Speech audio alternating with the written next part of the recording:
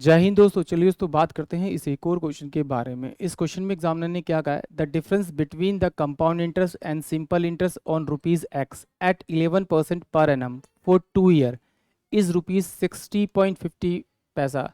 What is the value of X. यानी examiner ने क्या कहा, एक अमाउंट था, एक्स रुपीज़ का अमाउंट था, वो उसे सिंपल इंटरेस्ट और कंपाउंड इंटरेस्ट पे देता है, 2 साल के लिए देता है, और रेट ऑफ इंटरेस्ट हर बार वो क्या रखता है, 11% रहता है। और जब दोनों इंटरेस्ट का डिफरेंस निकालता है तो डिफरेंस आता है मेरे पास में 60.50। तो एग्जामिनर पूछ रहा है कि वो प्रिंसिपल अमाउंट क्या है जिस पर आपने ये अमाउंट दिया था। ठीक है, जो अमाउंट आपने दिया था, यानी कि एक्स की वैल्यू निकालने के लिए बोल रहा है। तो मैं पहले ऑलरेडी आपको बहुत सारे क्वेश्चन करा चुका हूँ।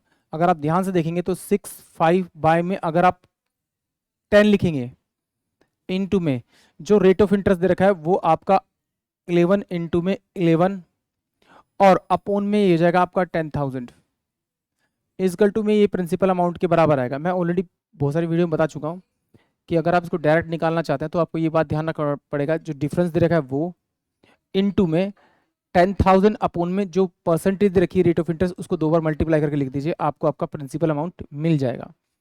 तो देखते हैं, 11 पंजे 55 और 11 पंजे 55, 11 पंजे 55 5, और ये कितना हो जाएगा आपका 10, यानी कि 5,000। जो प्रिंसिपल अमाउंट आएगा वो आपका 5,000 रुपये आएगा, यानी कि ऑप्शन जो सी होगा वो इस क्वेश्चन के लिए करेक्ट होगा। चलिए एक बार फॉर्मूले से भी देख लेते हैं। तो P इंटू में R का स्क्वायर अपोन में 100 का स्क्वायर इजकल टू में ये 2 साल के सिंपल इंटरेस्ट और कंपाउंड का डिफरेंस होता है।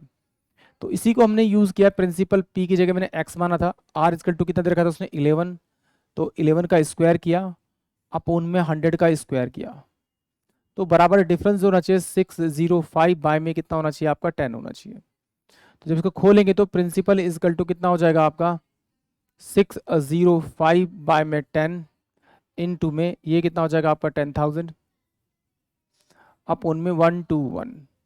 इससे मेरा ये कटेगा, इससे मेरा ये कटेगा 5, तो ये कितना जाएगा 5,000।